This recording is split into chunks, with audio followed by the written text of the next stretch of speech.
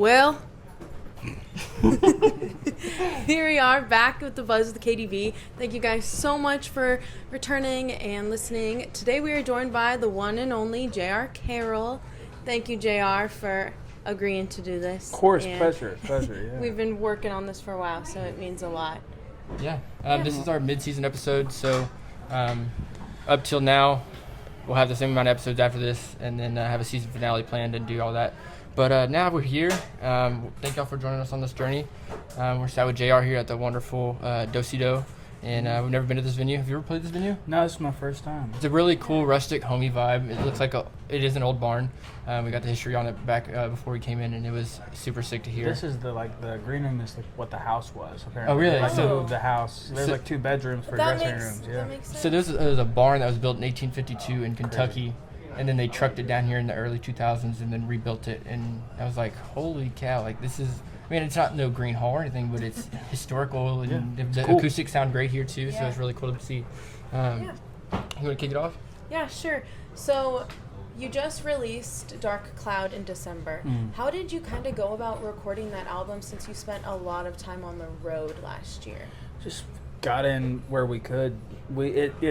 The whole process from the first day we started recording to finishing the mixing and mastering probably took close to 2 years, over a year and a half. It was just a long process, and we did the first batch of songs in a 5-day stretch, and then over time we just went in and worked on them and kind of tuned them up, and it was a long process, but it was just bit by bit. And you did a documentary for this album that you released.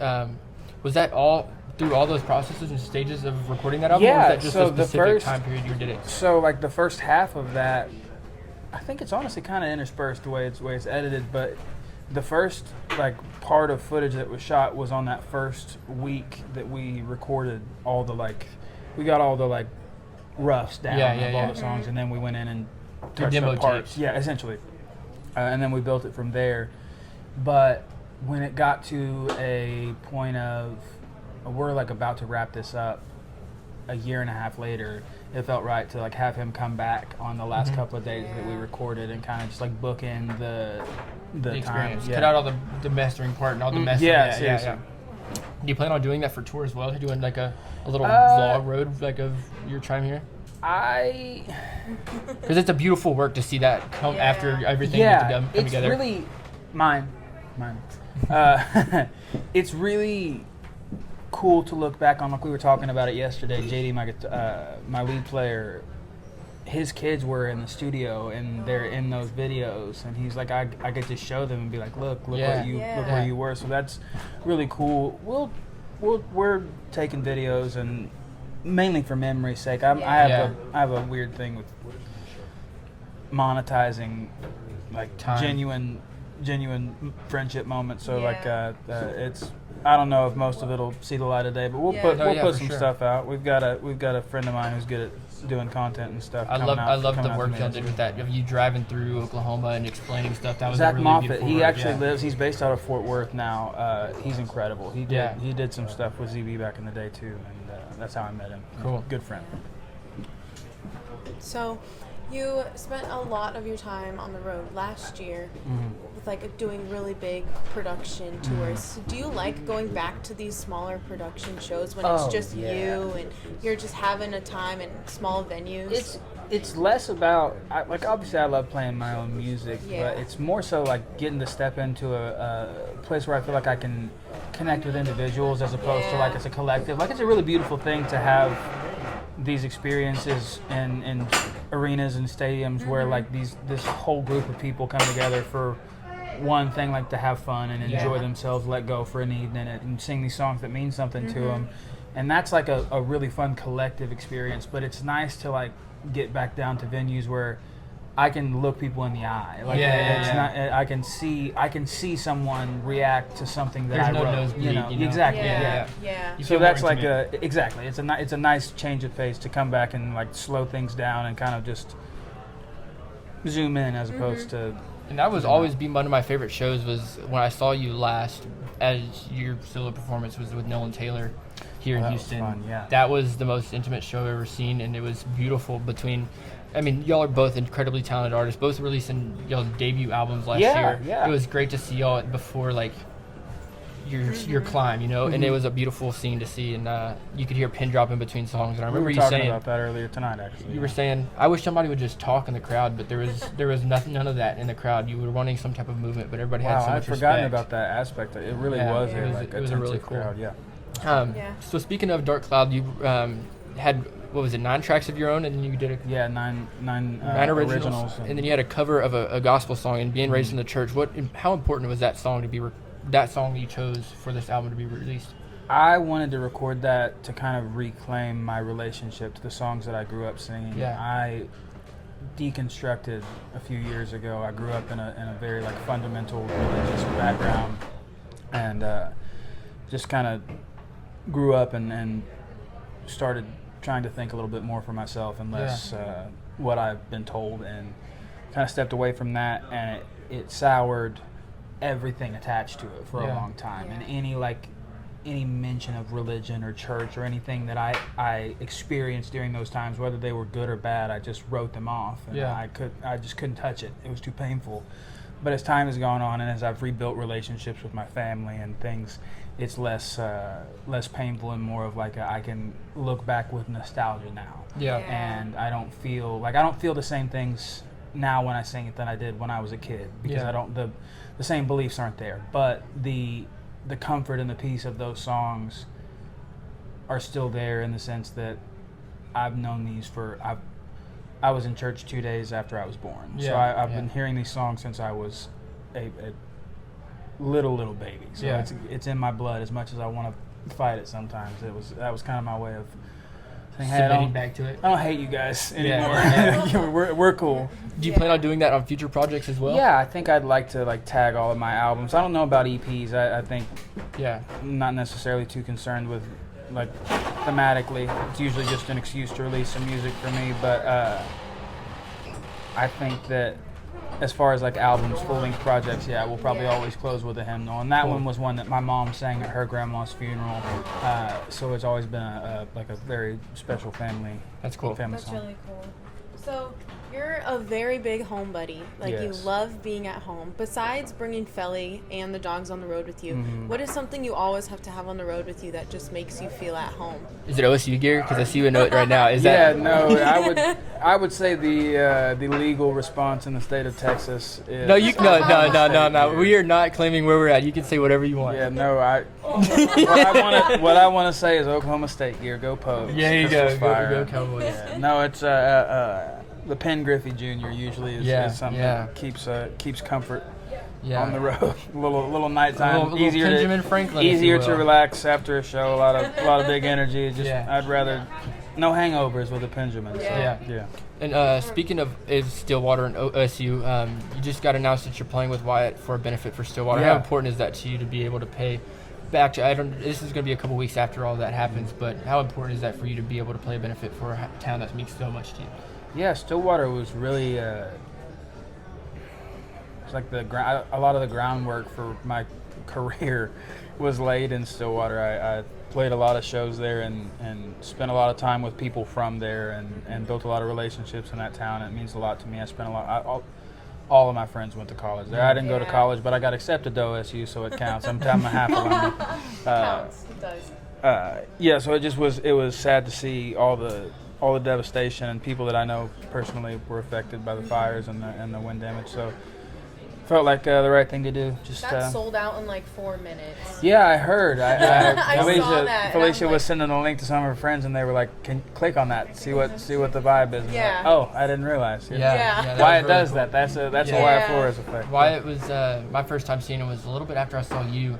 You played a bar in front of like 100 people, and that was really cool to see. And followed up with the right before the rise. Cool. Speaking of things we don't have notes for or anything, but recently on Twitter, you posted about covering Onita, and I remember seeing a video of you singing to a dog. Do you remember this? Singing to a dog, singing Onita to a dog. When do you want to cut that? Would you want to cut other songs for an EP or a cover album? I think I'm gonna do a cover EP at some point this year. Dude, we need linger on that. Maybe. I don't know. I would like to, but Evan Honer does a better version than he me, does and I do a have good version. zero interest in Yeah. like Cranberries are already incredible. I don't need to do it doesn't need just a mediocre version when great ones are happening right now. Yeah. Any other songs you want to cover on that album? We'll play it live tonight, but we've been doing Ohio by Neil Young. Okay, cool. And I'm a big Neil Young fan for a really long time, and that's one of my favorites by him, so I'll probably put that one out Awesome. as well. I don't know. It just depends on what the band's feeling like that day. Yeah. See if we're feeling rowdy or reflective. You're talking future projects this year. The Dark Cloud you said you've been sitting on for 2 years. You're obviously writing all the time on the road. No, No? When do you write? When you write it when you're when on I the home? can. Really? Yeah, when I can. I'm just sick of writing like traveling musician songs. Like Okay, yeah, that makes sense. that's not the kind of material that I want to like put out. Like I'm a traveling musician. My friends will be like, "Hey man, that's a really relatable song," but not everybody is on the Yeah. road 7 months out of the year. So I'm just trying to find things that I'm interested in writing about as opposed to just what is right in front of me. Are you sitting on cut music that you're debating releasing because it is traveling musician music? No, not really. No? Just want to release the kind Bella of music. just walked in with Felly, so we waved at the dog. If making a guest appearance. Just want to release music that I like and enjoy playing, and trying to get a good group of songs together. I don't ride at the pace that a lot of people do, and I want to make it count. So I just try to. And you don't want to because it feels rushed on your work. Yeah, I don't. Yeah. I don't need to. I have a day job. Yeah. It takes good care of me. I'm happy that people are showing up to the shows, and I hope they enjoy themselves and go home satisfied with the money they spent. But if nobody showed up, I still will be able to pay my bills. So I'm not too terrible worried about like having a stadium sellout career. Yeah. I'm a part of one of those things, and it's really cool and it's awesome. It's a lot of pressure and a lot of moving parts. there's that you don't wanna be a hundreds part of people working for you at that point. I've got like 10 out with me right now, and I'm just like, I pray to God people enjoy this so I can help these folks pay their bills. But Yeah, totally. So, speaking of, you mentioned Neil Young being one of your greats. So you actually got to meet like Bruce Springsteen and John Mayer. Like, what was that like? Just meeting some of your greats and actually like having conversations very with very them. great. I haven't gotten to meet Jason Isbell per se. We've been around each other, but I working. So I had a job to do, and he was going on before us, which was criminal. But he was incredible. Just getting to see him up close and personal was it was a masterclass. I got to watch his sound check, and I was just amazed. He's Jason incredible. Isbell opened up the Houston show, and we were at that, and that was wonderful to see. I was like, he's my all-time favorite. What do you think of his new album? Honestly, yeah, I thought like just stripped down him was amazing. It's incredible. Yeah, it's one of my favorite. It's my favorite album of the year so far. It's one of my favorite albums I've heard in a long time. I haven't had one hit me that hard. In a really long time. Yeah, it was really good. I remember everybody was talking about it, and I was like, "Yep, they have valid reason to talk about it." So, talking about, go ahead. I'll just say Springsteen was like the nicest and most kind guy. Yeah. Very, very professional and about his business. Like we got off stage, he sang Revival with us. We came off stage, he shook everybody in the band's hand, gave us all like, and I listened because I'm obsessed. But he gave us all like a personalized compliment, like, "Hey, sounded good on those drums, Steve." Like, that's cool. It was really, really cool. So that was awesome. And then John Mayer was incredible. He's everything you could have ever wanted him to be. He was so kind. I did a studio session with him, and then he came out to a show and played with us on stage. It was just awesome. Very giving of advice and wisdom. It was like watching a TED Talk. Awesome. It was cool. That's awesome. So speaking of, you're using Okie. Do you have an Oklahoma Mount Rushmore for music and inspiration for you? Absolutely. Yeah, I'd have to think about it for a second. But You want to come back to that? no, I can do it. I can do four. I can do four pretty quick. Felker. Well, Turnpike as a whole. Okay. Because I also slept on, but R.C. Edwards' songwriting in that band is some of my favorite songs written by R.C. So Turnpike as a whole, my dear sweet friend Zachary, especially as just influences on overall, I think he's on the Rushmore. He's got so many of kids people who in that area that are looking up. Turnpike, Zach, John Moreland, and one more. I don't want to be disrespectful. I don't know. You have a vice president on the president. I don't want to leave. I don't want to leave anybody out. Probably John Fulbright. Yeah. John Fulbright for me was really, really influential and really important.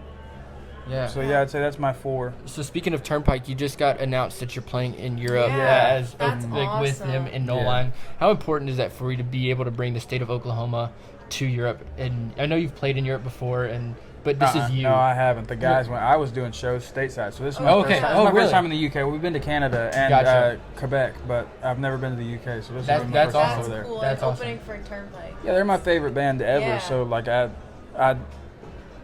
know plenty of people stateside going, so you'll have plenty of people. My agent or one of my managers brought it to me. They were like, "Hey, there's this like potentially you could open for Turnpike." I was like, "Yes, whatever it is, I will pay them." Like, yes, I want to get that poster so I can show my kid and be like, "I was cool once." Yeah, that's gonna be cool. That's really cool. So Yeah, they're the best. Brings us to our final question. We're gonna keep it short and sweet. We have a playlist that we started from all the people we interview. We're going to ask 2 questions. Somebody that's small and upcoming that you really like and appreciate, and then somebody that's a comfort album for you. And what would those be? You can give a couple. Small and upcoming is going to be difficult because I am so out of the loop on... Oh, Joshua Sloan. There you go. Mind. Yeah, Joshua Sloan is my absolute favorite artist right now. Y'all get to play with him at Michigan State Stadium. Yeah. Y'all are going to break the record. That's going to be insane to see. Yeah. Josh is the most talented young songwriter I have ever come across. Yeah. And he's so Have you heard any of the album yet? Yeah, it's incredible. Everything I've heard is phenomenal. All the songs that he's been putting out on socials have been unbelievable. Have you wrote with him before? No. I wouldn't. I don't know if I would even try and sit in the same room with him. That's he's cool. like he's a freak. He's so good. Yeah, he's so good. And he's young as hell. Yeah, he's like 19, I think. Yeah. Comfort album. I've got a few. Ryan Adams, Heartbreaker. Okay. Taboo, but that's one of my favorite. And then Blaze Foley, live at the Austin Outhouse. Awesome. I could probably quote that record to you. That's awesome. And then there's Towns live at the Old Quarter in Houston, I think it is. But that's another live album that I really love. Those are cool. Like probably my 3 most played. So the last thing we got for you is we got a couple gifts. Your dog was just in here, and it's as a welcome to Texas. It's y'all's first stop. Oh, nice. So we got one for Daryl and for Bella. Oh, incredible. Y'all gotta go throw some shirts on them. Yeah. Some Bucky shirts. They gotta get that on. That is gonna be. Daryl will probably wear his. Bella hates clothes, No but way, we will make a picture. And then we this will one's have a for picture happen. Felly when she turns around. This is a Moscato from Texas. Yeah. So y'all welcome to All Texas. Right, a little Texas Moscato. Okay. And then you posted about this last week, and we found it. It's sealed. It's sealed. That's so sick. So you can cut that open. Dude, thank you guys so much. We were like, she was like, That "What do we is so buy cool. for him?" And she's like, "He likes Bob Dylan." And I was like, "There's so many Bob Dylan albums. I don't know what he has and doesn't." Man. And we literally, I messaged Felly. That's been sealed for 8 years. Nobody's seen that. Yeah, that's so sick. I was when I was younger. I looked for it when I was like 13. I discovered Towns Van Zandt, and I was like, "This is incredible." I was so blown away by his songwriting, and then there was clips on YouTube of this show. Yeah. But never a full performance. And I used to spend like I would say every few months I would be reminded of it, and then I would spend like You'd find an one hour clip, or two. yeah. I'd spend an hour or two just like searching, trying to find the whole recordings, like going into PBS's archives and looking through like dates and stuff. I could never find it, and then I guess when I stopped, they released it again. They like released the thing. So thank you guys so much. This is incredible. Yeah, and so do you have a nice vinyl setup? I'm curious if you have one. I have a decent vinyl collection. My great grandma left me her records when she passed away, and there's a lot of like a lot of classic country, a lot of Elvis, a lot of old gospel. But yeah, I've got a decent. I won't say it's an incredible setup, but I got a good listening setup. Cool. That's awesome. Well, thank you so much for joining us. Of course, thank y'all. Thank y'all